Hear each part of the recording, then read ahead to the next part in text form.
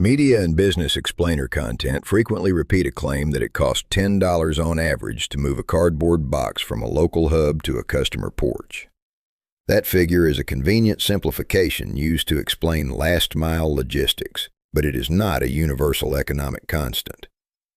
The actual per-package cost to execute that final delivery varies widely. It depends entirely on network density, regional geography, the specific carrier contract, and the service level chosen. The true cost can be well below $10 in a dense urban grid, or far above it in a sprawling suburb. While the flat $10 metric is a myth, the macro reality of this supply chain stage is severe. Logistics literature consistently identifies the last mile as the single most expensive leg of parcel delivery. It typically accounts for 50 to 53% of total shipping and delivery costs. Moving goods thousands of miles across oceans or interstate highways is highly optimized through bulk consolidation. The moment a pallet is broken down into individual cardboard boxes for residential distribution, the unit economics deteriorate. The final few miles to a house can consume more capital than much of the preceding journey. The primary driver of this expense is human labor. Driver wages and benefits typically represent about 50% of total last-mile delivery expenses. You are paying directly for courier time and the physical distance between stops. Doorstep delivery is inherently inefficient compared to commercial freight. A delivery van driver must navigate residential streets, park, locate the specific package in the cargo area, walk to the porch, and scan the label. The driver is paid an hourly wage regardless of how many packages are dropped off. If a route allows for 20 stops per hour, the labor cost per package is manageable. If traffic, distance, or a gate code drops that efficiency to 10 stops per hour, the labor cost per package doubles immediately. Stop density is the core metric that dictates profitability in the last mile. When density drops, hidden costs multiply.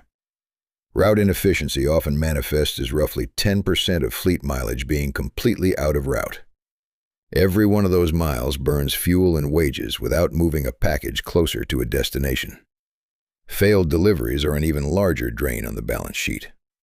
A single failed delivery attempt can double the labor and fuel cost of a shipment because the driver has to return the package to the hub and try again the next day, generating zero additional revenue for the carrier or the retailer. The major parcel carriers understand this structural inefficiency and price their services accordingly. The base rate you see on a rate card is rarely the final cost. For 2026, the published United States residential delivery surcharges for UPS and FedEx are generally in the mid-$6 to $7 range per package. This residential surcharge is a direct penalty applied because carriers prefer delivering multiple packages to a single business loading dock rather than single packages to scattered residential addresses. That surcharge sits on top of the base transportation rate. Once you add fuel surcharges, dimensional weight charges for large light boxes, and extended delivery area fees for rural addresses, the total carrier invoice can easily climb 30 to 50% above the nominal base rate. Unconditional free doorstep delivery represents a heavy and growing cost commitment that someone has to absorb. The carriers are not absorbing it. They pass the cost of low density and high labor directly to the shipper. Retailers generating massive volume attempt to re-engineer their operations to force efficiency into this stage. Walmart managed to cut its United States net delivery cost per order by about 40% year over year in its third quarter by driving delivery densification, which means putting more orders on a single dispatch to increase stops per hour. They also shifted a greater share of volume to paid expedited delivery and automated the handling of over half the volume inside their fulfillment centers before the boxes ever reached the loading dock. Volume scale changes the math, which is why carrier contracts are so fiercely negotiated. By late 2025, Amazon had surpassed the United States Postal Service as the largest domestic parcel carrier in volume terms. Amazon accounts for roughly 15% of USPS package volume, but only about 7.5% of USPS revenue. Large contractual customers generate enough volume to secure a lower average revenue per package from the carrier. Retailers without that scale face the full brunt of published rates and surcharges. When a company cannot build Walmart-level route density or secure Amazon-level carrier discounts, they are left exposed to highly variable raw logistics costs. The physical movement of the box remains the most expensive part of the transaction.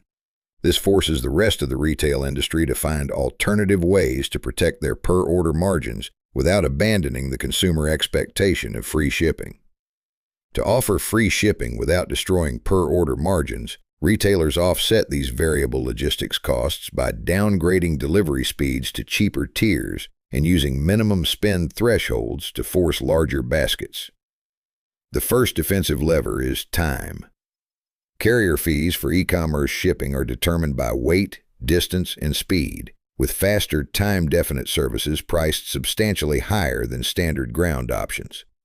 Speed is the one variable the retailer can manipulate after the customer clicks buy to control the final invoice.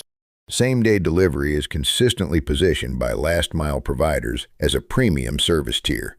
It carries a high per-order cost because it requires immense labor intensity, tight delivery windows, and prevents the carrier from waiting to build profitable route density.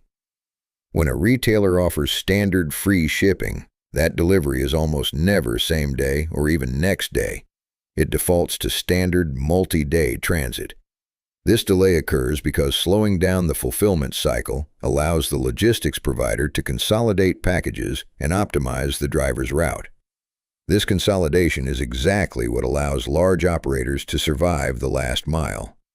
For everyone else, without internal networks or scale, downgrading the customer to a slower shipping tier is the primary way to replicate that density and keep the carrier invoice manageable. But slowing down the truck only protects the logistics side of the ledger. The second lever operates directly on the consumer's wallet before checkout. This is the minimum spend threshold.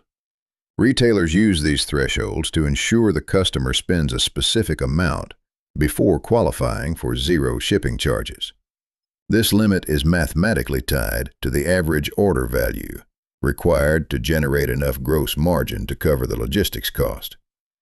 If a retailer makes a 40% margin on a $20 item, the $8 of gross profit is entirely wiped out by the cost of the last mile. If they force the customer to spend $75, the $30 of gross profit absorbs the carrier fee, while leaving $22 to cover overhead and net profit. Research in consumer behavior consistently finds that free shipping offers with a threshold increase both purchase conversion rates and overall order size. Customers actively add items to their cart to avoid a shipping fee. They will routinely spend an extra $20 on a product they do not immediately need to avoid paying a separate $8 delivery charge. From a fulfillment perspective, this behavior leverages the physical economics of freight, where shipping cost per pound typically decreases as total package weight increases. A very light package shipped via standard mail has a much higher effective per pound rate than a heavier multi-pound package shipped via ground service. By forcing the customer to add more items to hit the threshold, the retailer secures a higher basket value and simultaneously leverages economies of scale in shipping weight. This dynamic forces a reclassification of shipping on the corporate balance sheet. The perceived free shipping offered to consumers does not eliminate the underlying costs. From the business perspective, free shipping almost always means the retailer or its logistics partners pay the delivery charges, because carriers are compensated regardless of how shipping is marketed to the end customer. Rather than viewing these charges as a direct pass-through, retailers now frequently treat them as a marketing expense or as part of the cost of goods sold. They absorb the delivery cost at the order level specifically to buy the conversion, shifting the expense from the logistics column to the customer acquisition budget.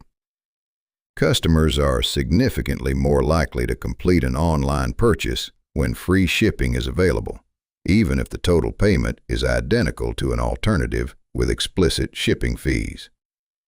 The $0 shipping line is a psychological device, as consumers focus heavily on the fee as a penalty, viewing it as a sunk cost that adds no value to the physical product.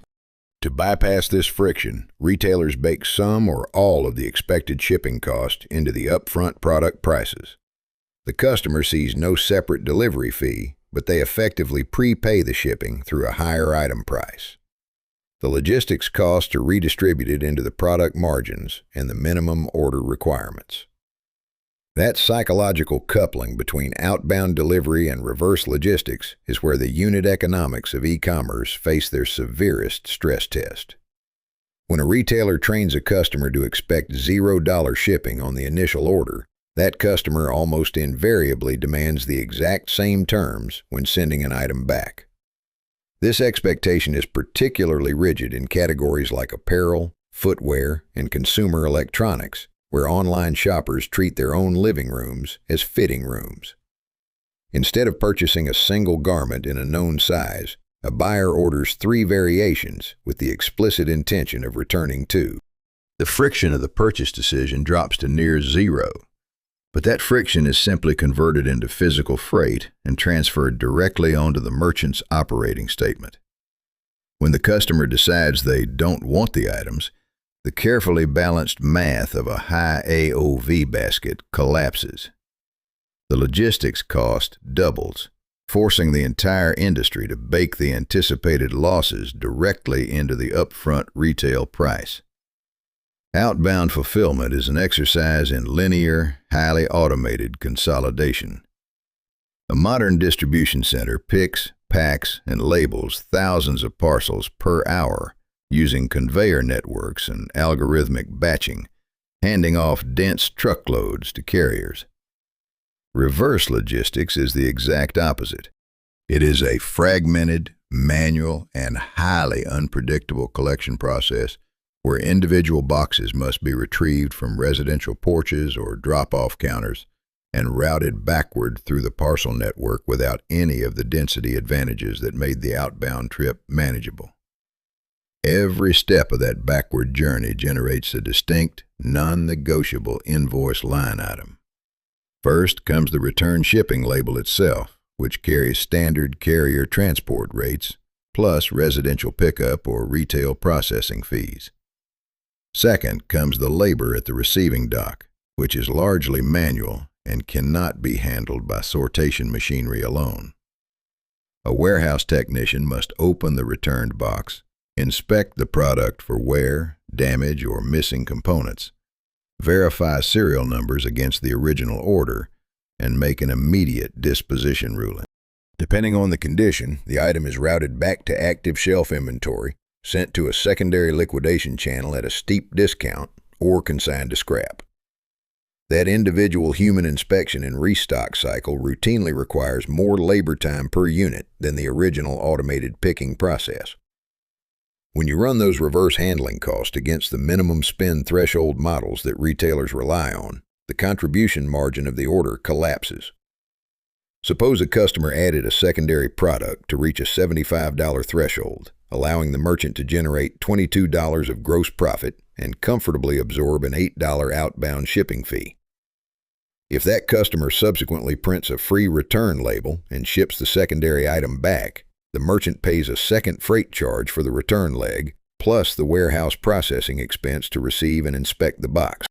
The total logistics expenditure on that single transaction jumps from $8 to $16 or $18, while the gross profit on the retained merchandise shrinks back to the baseline of the single item, leaving the net transaction in negative territory.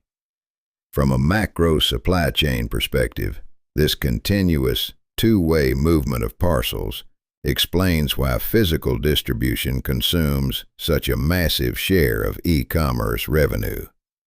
Carriers like UPS and FedEx operate on transaction volume and weight, meaning they invoice the shipper for every physical movement across their network, regardless of whether the underlying retail sale is permanent or rescinded. When these residential surcharges are applied to both legs of the journey, the combined expense can exceed the manufacturing cost of lower margin goods. Because online consumers demonstrate extreme sensitivity to explicit shipping fees at checkout, retailers cannot invoice the buyer directly for the courier's time, the fuel, or the reverse process and dock labor without triggering immediate cart abandonment. As a result, the statistical probability of hauling the item back is permanently added to that already embedded shelf price.